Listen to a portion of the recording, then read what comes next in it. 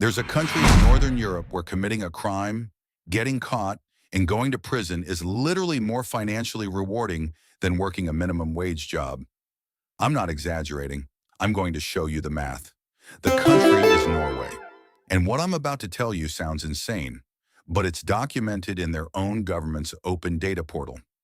So in Norway, the minimum wage doesn't technically exist, but most entry-level jobs pay about 170 kroner an hour. That's around 16 US dollars. Sounds fine, right? Now subtract Norwegian income tax. That's roughly 28% gone. Subtract rent for a one-bedroom in Oslo, about $1,400 a month. Subtract groceries, which cost about 40% more than the US. Subtract transportation, electricity, internet. By the end of the month, a minimum wage worker in Norway has roughly $300 in actual disposable income. 300. Now meet Lars. Lars is a fictional name, but his situation is based on a real documentary from NRK, Norway's national broadcaster. Lars committed a non-violent property crime. He got sentenced to 2 years at Halden prison. Halden is famous. People call it the world's nicest prison. Each inmate gets a private room with a flat-screen TV, a window with a view of pine forests, a private bathroom, a mini fridge. There's a recording studio, a climbing wall, a jogging path. Inmates wear their own clothes. They cook their own meals in shared kitchens with full knife sets. Actual knives, not plastic ones. Because the philosophy is treat people like humans, and they act like humans.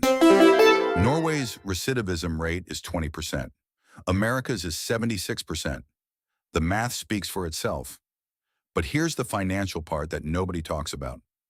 Lars pays zero rent, zero food cost, zero electricity, zero internet. He gets a small daily stipend for working in the prison workshop, about 70 kroner a day. That's not a lot, but every single krone is 100% disposable income. He saves all of it. He also has access to free university courses, free vocational training, free therapy, and free dental.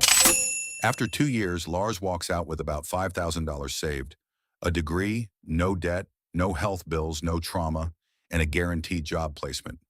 Meanwhile, his identical twin brother, same age, same education, who worked minimum wage for those same 2 years, walks out with about negative $6,000 after credit card debt, a back injury, no degree, no savings.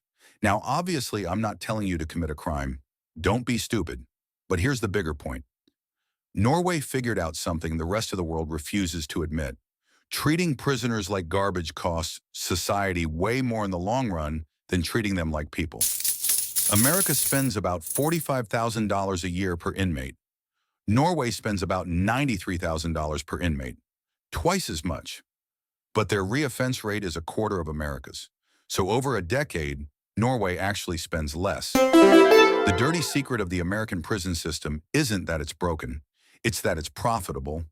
Private prisons in the US make money per inmate per day. They lobby Congress to keep sentences long. It's not a bug, it's the entire business model. So when people ask me, why is Norway so happy? This is part of the answer. They didn't get happy by accident. They built it with math, the same math we're refusing to do.